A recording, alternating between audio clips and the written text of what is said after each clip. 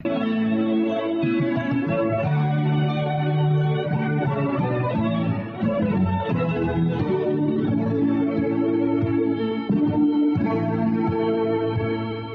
será la mujer que a tantos inspiró? Centros María, Reina de la Paz, invitan a un encuentro con nuestra Madre, la Madre de Dios. La palabra y el color.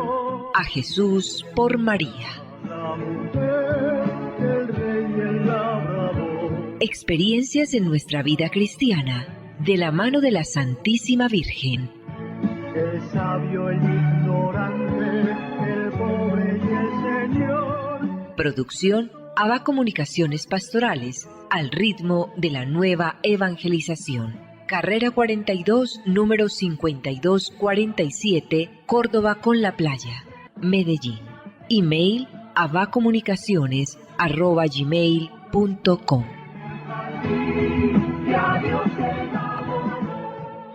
Nuestra Señora de la Paz habla al mundo. Ave María. Déjese llevar de la mano de María en el camino hacia Jesús, abriendo el corazón a su mensaje. El Señor contigo, Ave María. Vívalo y compártalo. Mensaje de Nuestra Señora María, Reina de la Paz. Queridos hijos, que este tiempo esté entretejido de la oración por la paz y de las buenas obras, para que la alegría de la esperanza del Rey de la Paz se sienta en sus corazones, en sus familias y en el mundo que no tiene esperanza. Gracias por haber respondido a mi llamada.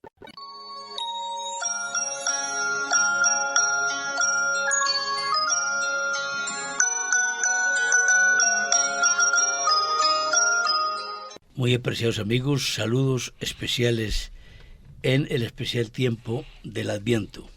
En el jueves sacerdotal, jueves eucarístico, en la tarde hora santa en diversos templos de nuestras comunidades. El programa de la mano de la Santísima Virgen María, bajo el auxilio de San José. Todo para la gloria de Jesucristo. Liturgia de las horas, jueves de la tercera semana del Adviento. Nuestra Iglesia Católica celebra hoy la memoria de San Pedro Canicio, presbítero y doctor de la Iglesia. San Pedro Canicio fue un teólogo jesuita nacido en Holanda. Es doctor de la Iglesia Católica. Su nombre original es Pieter Cangins. Es uno de los iniciadores de la prensa católica. Aconsejaba a los defensores de la Iglesia Católica que no hirieran ni humillaran, pero defendieran la religión con toda su alma. Fundó el Colegio Jesuita de Praga y el Colegio Jesuita de Friburgo. Luego se convirtió en la Universidad de Friburgo. Escribió un catecismo que, aún en vida del santo, tuvo 200 ediciones y fue traducido a 15 idiomas. Se usó para intentar contrarrestar el catecismo de Martín Lutero.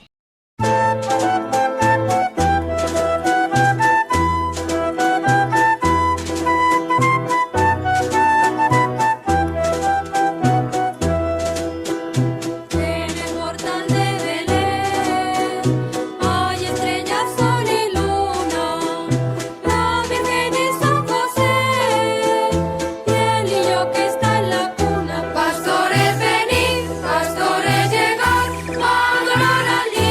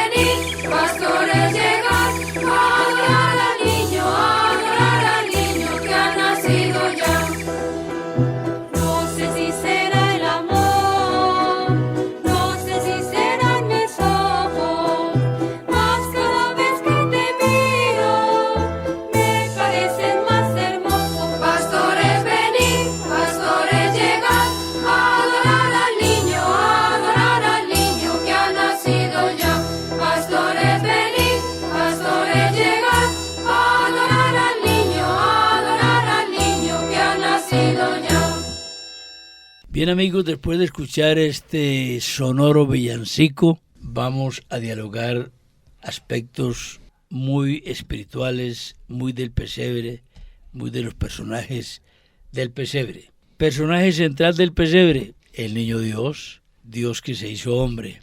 Empezó como un niño, con la inocencia de un niño y aún con el desconocimiento de un niño de las realidades, porque a veces pensamos, Camilo Andrés, que por ser el niño Dios todo lo conocía, y eso contradice de una manera muy clara la completa humanidad de la que estuvo constituido Dios humanado, porque entonces no se hubiera humanado. Claro, pierde el sentido de la encarnación. Pierde el sentido, y entonces por eso esas doctrinas viejas, heréticas, de algunos siglos iniciales del cristianismo, fueron muy bien combatidas y esclarecidas.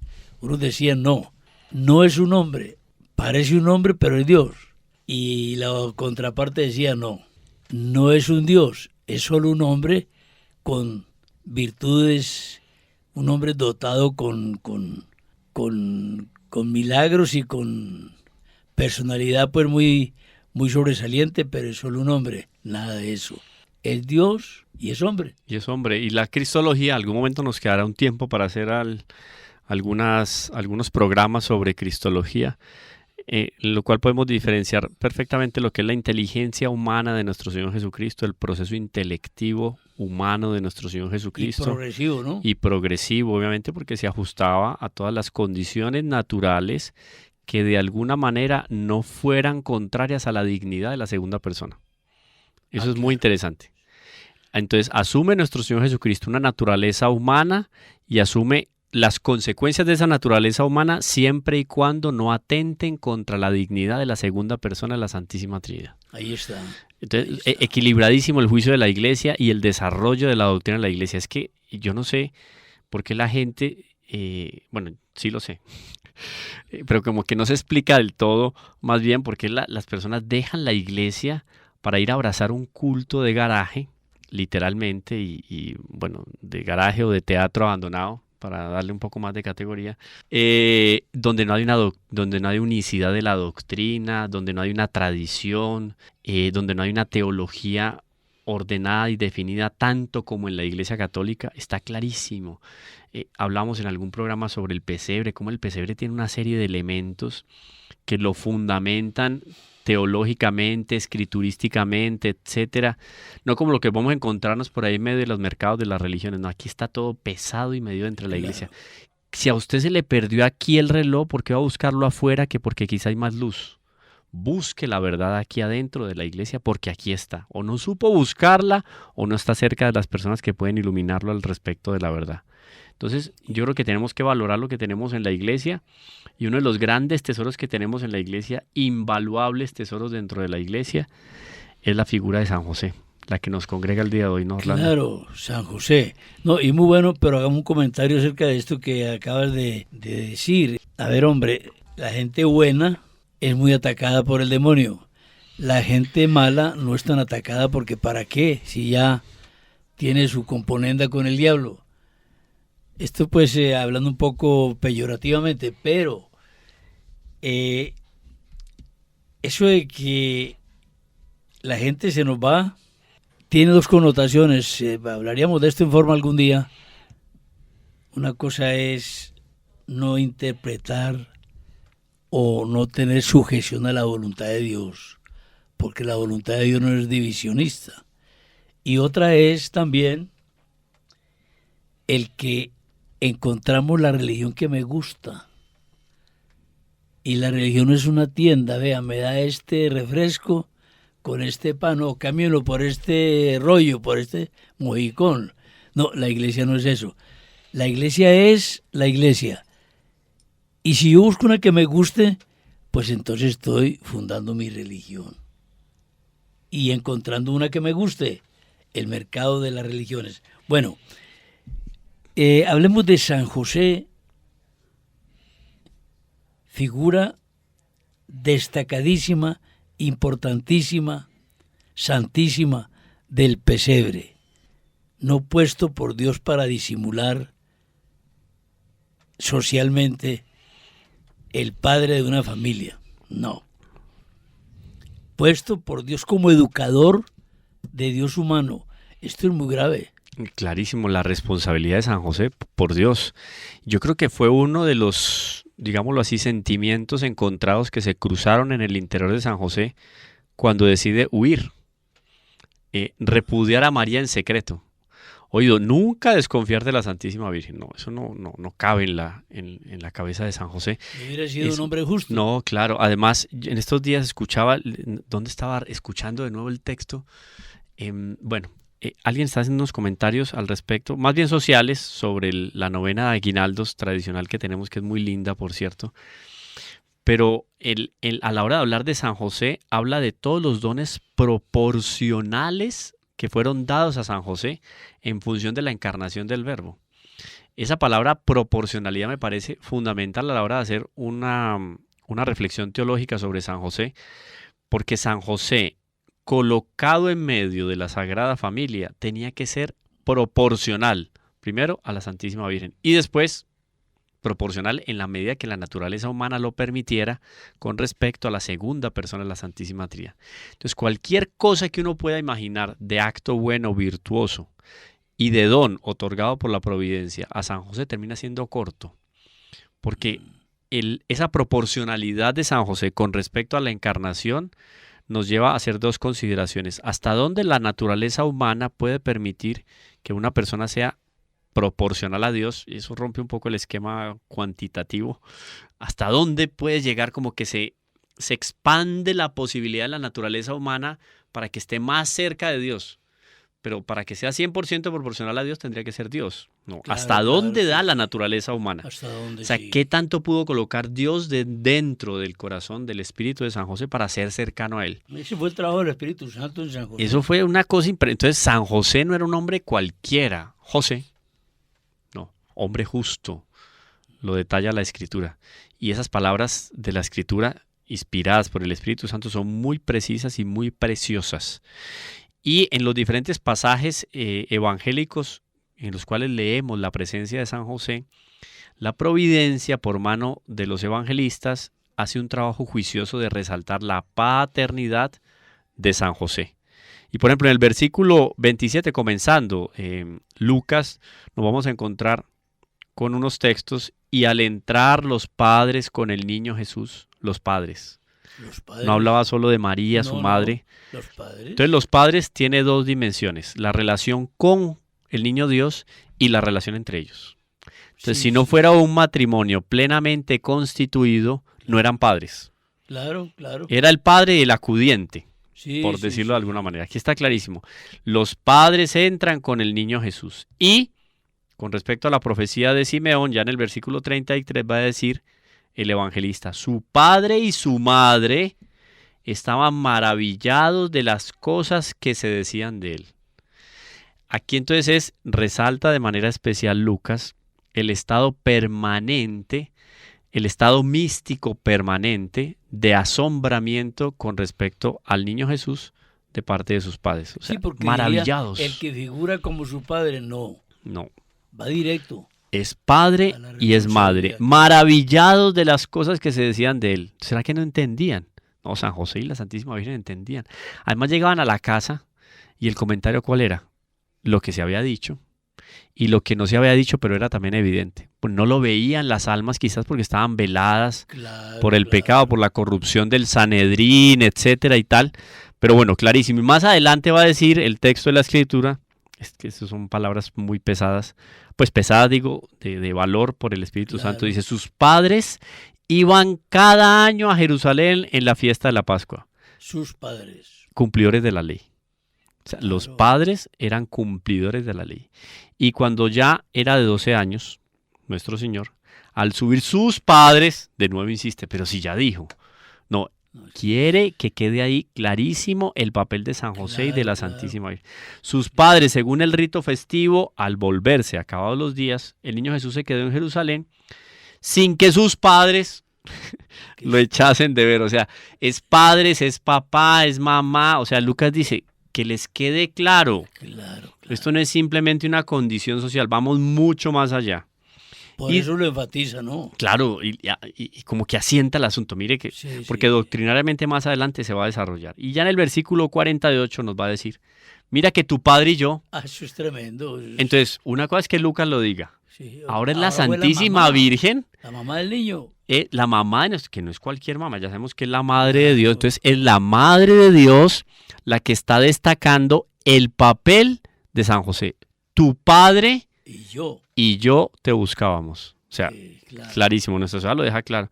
No, tu acudiente, porque pues el papá es el Espíritu Santo, no, Sí, sí, sí, sí, no, sí. no. Tu padre y yo, porque ya habíamos hablado de Sinibaldi en un programa anterior, Sí. donde resaltaba el estatus de la paternidad moral por encima de la paternidad física. Aquí está clarísimo, es la propia Santísima Virgen quien deja en claro que San José es el papá. Tu padre y yo, mira que tu padre y yo, apenados, te andábamos buscando. Y después Lucas, como si fuera poco, más adelante en el capítulo 3, versículo 23, nos va a decir, Jesús al empezar tenía unos 30 años y era, según se creía, hijo de José. Interesante. Claro. Pero ese por qué se creía, es porque ya empezaba a sonar en los conciudadanos que era el hijo de José. Y en varios pasajes de la Sagrada Escritura, el hijo del carpintero. Sí, sí, sí, sí. Entonces también me parece bonito eso, Orlando, y queridos oyentes y los que nos están viendo aquí por las redes sociales, que San José no era un carpintero cualquiera. Porque muchas veces es nombrado implícitamente dentro del término, el oficio de carpintero, pero la gente ya sabía, carpintero, San José, porque era el hijo del carpintero. Qué interesante, hasta en eso la Sagrada Escritura, el carpintero. ¿Se imagina un mueble de San José? No, es que, ¿Usted se imagina la cuna que le hizo al niño Dios Orlando? es que San José profesionalmente era perfecto. Claro, un hombre virtuoso. Ah, Y entonces ese hombre virtuoso en todas las dimensiones de su vida claro. procuraba la perfección, el equilibrio, la prudencia y la pertinencia. Entonces es otro hecho interesante y me parece bonito resaltarlo. Y después Lucas ya en el capítulo 4 vuelve y toma a San José porque lo nombra muchísimo. Claro, sepamos y retomemos esta idea de que San Lucas, cuando va a escribir su evangelio, a una de las fuentes primarias que acude es a la Santísima Virgen en Éfeso. Por lo tanto, la Virgen María habla también en los labios, en la letra de San Lucas.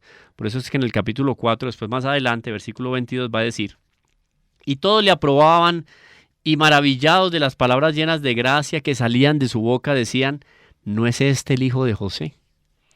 La gente tenía clarísimo quién era José. Tenía clarísimo el matrimonio que se había dado. Recuerden esto, esponsales y nupcias entre San José y la Santísima Virgen. O sea, esto no es un hecho aislado, toda la teología que se desarrolla en torno a San José, sino que es un asunto fundamentado en la Escritura. Y después Marcos, para no irnos muy lejos, y no vamos a leer todos los textos de la Escritura con respecto a San José, pero Marcos nos va a decir en el capítulo 6, en el versículo 3 nos dice, ¿no es acaso el carpintero hijo de María y hermano de Santiago y de José y de Judas y de Simón? Cuando se extrañaban, ¿no? Claro. ¿Y este no es? Sí, sí, sí. Claro, sí. y también deja en claro que tanto Judas como Santiago como Simón tenían noticia cercana de San José y de su primo Jesús. Que ese primo, digamos, en la Escritura está muy claro, no es el primo, digamos, en las condiciones consanguíneas que nosotros Claro. tenemos hoy por hoy, sino que era un familiar cercano de la misma tribu, etcétera. Inclusive cuando se dice prima Santa Isabel, hay varios expertos, Sagrada Escritura y tradición de la Iglesia que dicen no era prima, muy posiblemente era tía, hermana de Santa Ana o prima en segundo o tercer grado, por la edad, considerando la edad de Santa Isabel con respecto a la Santísima Virgen, Sí, que era muy claro, joven. Lo hemos pensado porque, a ver, la terminología de consanguinidad para nosotros es muy distinta a esa usanza en el pueblo de Israel. Y probablemente la Santísima Virgen María no tenía primas, no tuvo primas hermanas. Más bien en segundo grado, tercer grado. Claro, sí. claro. Pero bonitas porque son detalles que la Escritura resalta con respecto a todo el contexto en el cual se desenvolvió nuestro Señor Jesucristo. Más adelante, inclusive, siguiendo en estas consideraciones al respecto de San José, va a resaltarse el oficio de padre dentro de la Sagrada Familia. Esto es muy importante y lo vamos a encontrar, por ejemplo, en Mateo, en el capítulo 1, vamos a encontrar que dice, en el momento en que San José debe imponer el nombre a Jesús, que es un ejercicio propio del padre, oficialmente padre, delante del contexto de la pondrás por nombre Jesús. Dará a luz un hijo, a quien pondrás por nombre Jesús, porque salvará al pueblo de sus pecados. Todas las atribuciones. Ahí está, clarísimo. Entonces, primero lo recalca Mateo. Y después en el capítulo 2, versículo 13, un ángel es enviado a José. He aquí que el ángel del Señor se apareció a José y le dijo, levántate, toma al niño y a su madre y huye a Egipto, y estate allí hasta que yo te avise. Tuvo más visitaciones José que la Virgen. Sí, por lo menos aquí en la Escritura sí. Estuvo curioso. con más coloquios angélicos San José en el Evangelio que la propia Nuestra Señora. Con Nuestra Señora se remite prácticamente a la Anunciación y listo. Muerto ya Herodes, el ángel del Señor se apareció en sueños a José. Viene otro. Eso ya fue en Egipto. Para los gnósticos en los primeros tiempos de la Iglesia, esto fue tomado como la educación gnóstica y esotérica que recibió Jesús de parte de los egipcios. ¿Usted puede creer que hasta allá llegaron las herejías en los primeros tiempos? No, por Dios. Entonces, que San José se había llevado a la Virgen y al niño, porque en el fondo tenían que meterlo en una escuela gnóstica y esotérica en Egipto, donde aprendió todas las artes de la palabra y de la magia para venir a deslumbrar a los israelitas en Jerusalén. Pues imagínense, da risa, ¿no? Es absurdo, pero hasta allá llegaban. Y hoy en esas escuelas por ahí filosóficas, teosofía y esas cosas, al hablar de iniciado o de Jesús, se meten todas esas doctrinas y cuentos vulgarmente piratas. Aún más entre católicos hay quienes, poquitísimos pero los hay, creen que la vida de Jesús, ya su vida de adultez, después de los 12, 15 años, la pasó dizque por allá en China y en India, aprendiendo ciencias ocultas. No, por Dios. Bueno, hasta allá llegan. El caso es que en Egipto ya se le aparece otra vez el ángel, este convivio místico de San José con los ángeles, y el ángel le dice, levántate, toma al niño y su madre y vete a la tierra de Israel. Y levantándose, tomó al niño y su madre y partió para la tierra de Israel. Vamos, Camilo Andrés, a dejar el tema siguiente para mañana, porque hoy se nos esfumó el tiempo. Simplemente quedémonos con una idea central, hombre. No tengamos a José como un personaje folclórico en el pesebre. No es un personaje folclórico, es un personaje, la palabra lo dice, un personaje puesto por la providencia para un papel específico, para la paternidad sobre el niño, ¿verdad? Así es.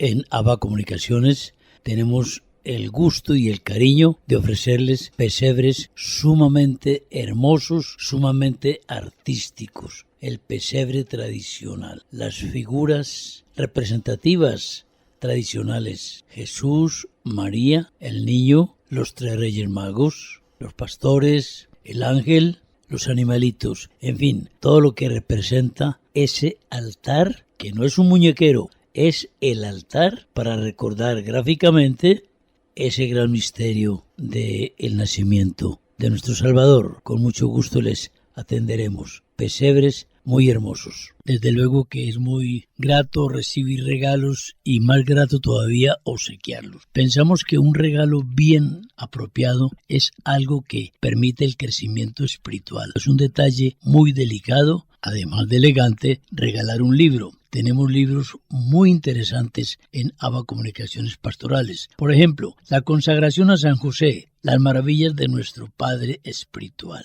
escrito por Donald Calloway, sacerdote convertido. También tenemos La transformación espiritual y otros títulos del doctor Ricardo Castañón, científico muy destacado en el mundo, también convertido a la fe católica. Igualmente ofrecemos un compendio histórico y biográfico de la sierva de Dios María de Jesús Upegui Moreno, una obra literaria bajo la autoría de la escritora Catalina Nichols Vélez. Otro importantísimo libro que podríamos obsequiar, Matemáticas de Dios, 1 más 1, 3. Las matemáticas humanas son bien distintas a las matemáticas de Dios. Este libro nos aclara la noción que tenemos nosotros de Dios, nos aclara muchos aspectos de nuestro comportamiento cristiano. Es escrito por el jesuita Juan Clímaco Villegas. Otra obra literaria muy importante, El afán de cada día, por el padre Alexander Pareja Botero. Quien tenga esta obra puede recorrer los 3 ciclos litúrgicos que emplea la Iglesia para nuestras fiestas dominicales. Tenemos en ABA Comunicaciones una serie de esculturas pequeñas de todos los santos de nuestra devoción: San Francisco, San Jerónimo, San Antonio, en fin, San Roque, San Isidro Labrador, muchos bulticos de santos. Esa simpatía que tenemos los católicos por las imágenes, que son verdadero lenguaje para leer las virtudes, los santos, las imágenes. La imagen vale más que 1000 palabras, dice el adagio. Entonces, con muchísimo cariño, también es un regalo que podemos escoger para nuestras amistades. De la mano de San José, vamos a decirle a la Santísima Virgen María con un gran cariño: